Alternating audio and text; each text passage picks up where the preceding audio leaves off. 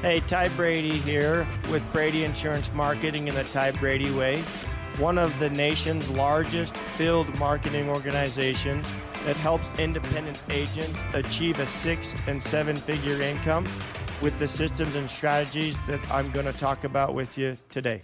Today, I'd like to welcome Brian Ebert to the show. If I remember correctly, you were referred to me by a friend of mine that was an acquaintance that I think our daughters cheered together.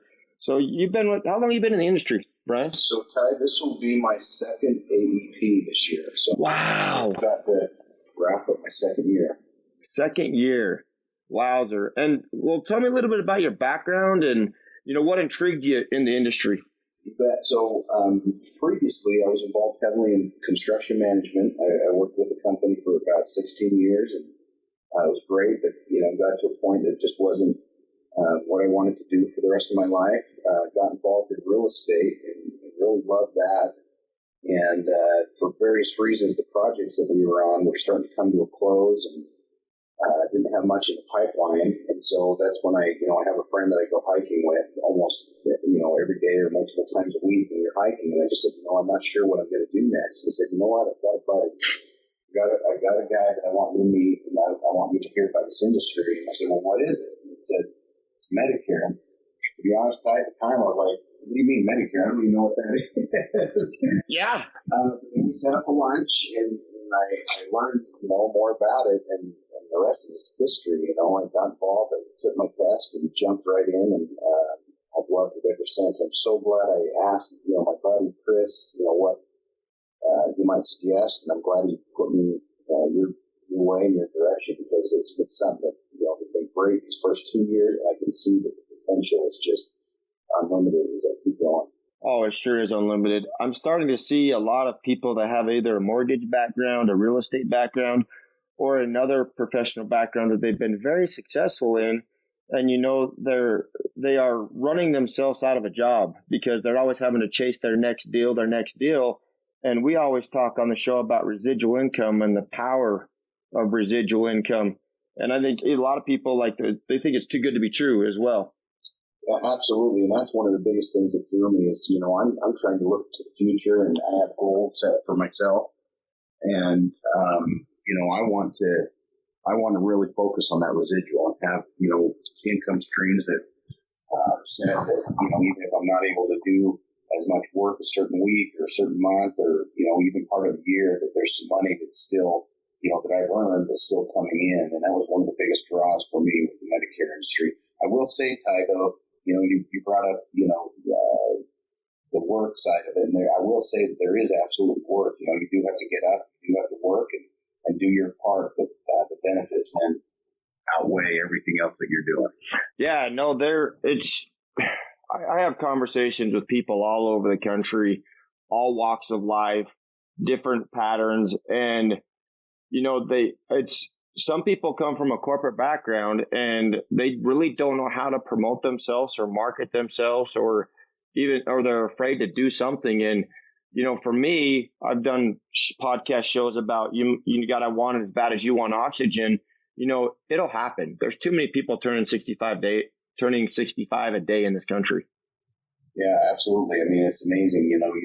The other thing that we're going through right now, the economy and inflation, and and I still do real estate. That's great. I'm a licensed realtor, and I still do that. But with everything that's happening, with the economy and interest rates, so many agents are just so nervous about what's happening to their business, how they're going to keep going. And the nice thing is I have both, and on the Medicare side, there's not that pressure. I mean, as you said, every day, what if 10,000 people are turning 65? Yeah. And the economy and things like that doesn't necessarily impact it. The recession and those kind of things is much more stable. It just kind of flows. And as long as you're doing your part and going to work and talking to everybody, you used to say, talk where your feet are. Yeah. As long as you're doing that, you're going to be able to have a steady business. Absolutely. Brian, where would you you would see yourself in the next, 5 years, and where do you want to take this? Excellent question. So I thought about that quite a bit. I'm 45. Next 5 years, I'm 50. And I've always had a goal, even before I got into the Medicare industry, to be semi-retired when I'm 50. I say semi-retired because, you've got to do something. Yeah. You've got time. You can't, just play all day. I think after sometimes you probably get bored, but so you've got to be doing something. So I say semi-retired, but in 5 years, I see myself with enough residual income that I could take multiple months off if I wanted to go travel. I really enjoy traveling, but still be able to maintain my book of business. I have a great CRM that I'm using, be able to do quite a bit remotely. And so in 5 years, that's my goal, is to be able to manage my book of business. Part of the year still work and generate, new business to replace those that either passed away or for whatever reason aren't part of my book anymore.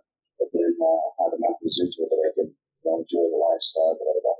Yeah, that's great. I use the ability to retire. I made a goal at 40, and I still work because I love it, and I just don't see me doing anything else. So I totally get that. We always have interesting stories to tell. Any stories you'd like to share that maybe somebody you've helped or an experience that you dealt with in helping somebody with their insurance?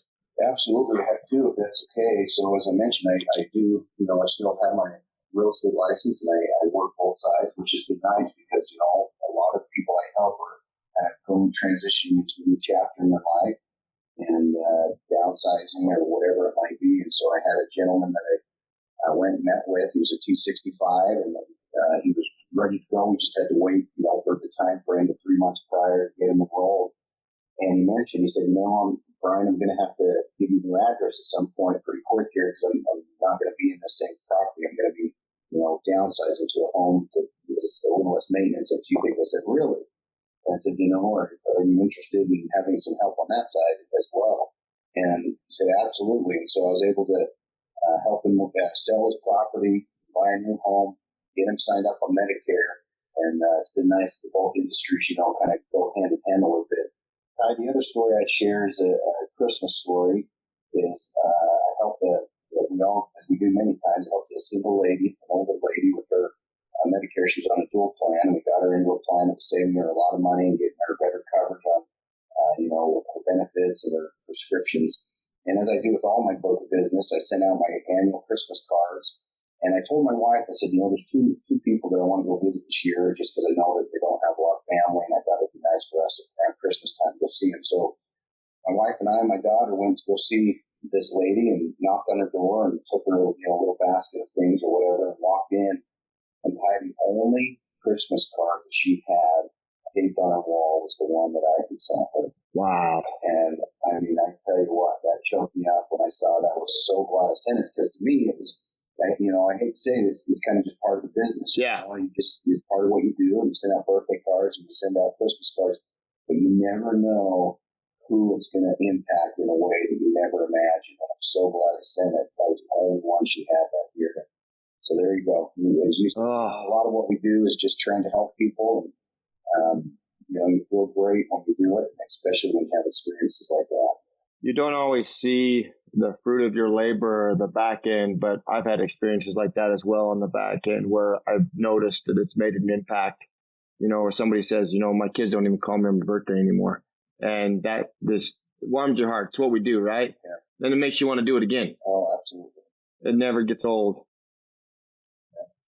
Thanks, Ty. Well, Brian, we're getting close to the end of the show here. Any of the other thoughts you'd like to share with the audience, or and then how they would get a hold of you if they wanted to visit with you? And absolutely. So what I would say is, this is incredible. This is an incredible industry to be in.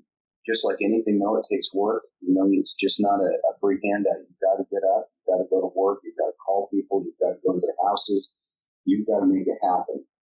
The beauty of that is it's your business. You get out of it what you put into it. But in many, many ways, it really, really can impact your life. Not just, with the money side, which, obviously we all go to work to make money so that we can support the other, parts of our life, but also being able to just help people. When you leave a home, you help them with, additional benefits or better coverage or whatever it might be. Or, most of the people, they don't even know how to get into Medicare. They're confused on where to start. And just being able to be that resource is just invaluable. So that's what I would say is make sure that if you're getting into this industry that you know that it's going to take some work. The first 2 years are a bit of a grind. Sure. Just prepare for that. Yeah. But the return is there. If you can stick with it, the return is there. And I always love to help people. You can find me. I have a site on Instagram and Facebook, Brian Ebert Insurance, on both Facebook and Instagram, and happy to help people. I also speak Spanish, Ty. Okay. So if there's any Spanish, people that are even other agents that need a little bit of help with some referrals that they have that are Spanish speaking, I'd love to be a resource there. That is definitely an underserved population in general. Anybody that does not speak English in America. I have a big group in Oregon where they're Russian based, and there's a big population of them. They need help just as much as everybody else. So it's good to always be a resource. There was time in my life where somebody said, Ty, there'll be two or three times in your life where you'll be able to serve and make a lot of money. And that is so true. I don't know of any other industry where you can serve and make a lot of money and make this big of an impact, because people will spend their last dime to stay alive one more day. And unfortunately, the thing that we deal with is we do have death in our industry and people that you never think of. But I love what I do, as well as Brian here does as well. And as always, you got something else? Go ahead, share. Yes. Sorry, as we wrap up here, I just don't ever want to forget this. I just want to say thanks to you, Ty, for giving me a chance, and also to Matt, who's a manager I work with, closest. And I want to thank him for also all the opportunities that he's given me, and Charlie as well. Three people, I think, that in this office here have really pushed me the most, and I just want to make sure I give the proper thanks to you three that have really helped me, excel and have these first 2 years be what they've been, and looking forward to year 3 and on. It's amazing, man. I look back, it's been 12 years. Thank you for the compliment. I do it because I love it. And you got to have good people around you in your circle. And, you may have 2 or 3 or 5 or whatever, but you know what? We are your champions. We want you to succeed. We want you to keep fighting. We want you to keep earning. And looking back, a few more years from now, you'll be like, wow. I know we've talked about some incomes that agents have had, and you're like, is it even possible? I'm like, yeah.